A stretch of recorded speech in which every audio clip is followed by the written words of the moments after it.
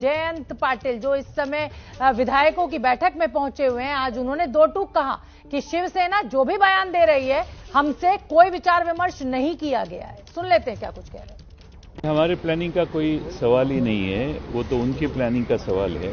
अगर वो वापस आते हैं तो वो एक उनकी पार्टी के अंदरूनी मामला है, वो बैठ के चर्चा करेंगे और हमें बताएंगे।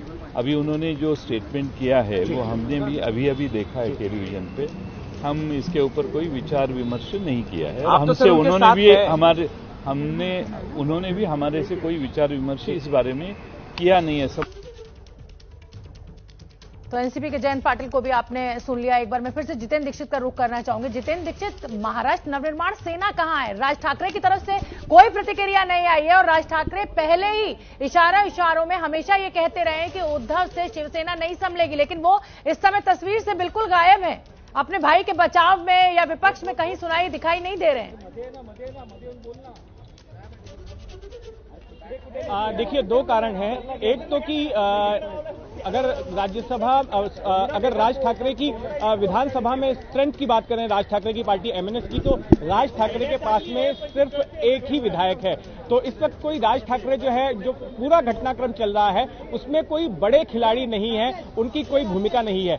नंबर दो कि इस वक्त राज ठाकरे जो है अस्पताल में भर्ती हैं। अभी चंद दिनों पहले ही उनकी एक सर्जरी हुई है, वो बीमार बताए जा रहे थे और उस सर्जरी के बाद जो है अभी वो किसी से मिल नहीं रहे हैं, ना किसी से बात कर रहे हैं। तो इस वजह से राज ठाकरे फिलहाल इस पूरे ड्रामे से बाहर हैं, इस पूरे घटना। ठीक है, मनोज्ञा का रुख करना जरूरी है और मनोज्ञा क्योंकि गुवाहाटी में मौजूद है और एक्शन पॉइंट तो इस समय गुवाहाटी ही है। मनोज्ञा, इस समय किस तरह की तस्वीरें? आपने अब से कुछ देर पहले बताया था कि दो विधायक मंदिर में गए दर्शन करने, बाकी के जितने विधायक हैं, बागी विधायक या निर्दलीय, वो सबके सब होटल के अंदर भीतर मौजूद हैं या कहीं कोई कार्यक्रम उनका?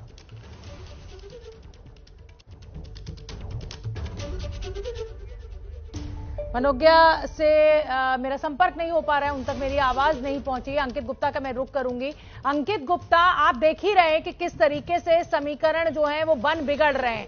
अब इसको कैसे समझे जो एकनाथ शिंदे ने जो एक गुगली फेंक दी है कि आप पहले इस्तीफा दीजिए और उसके बाद फिर आगे बात होगी।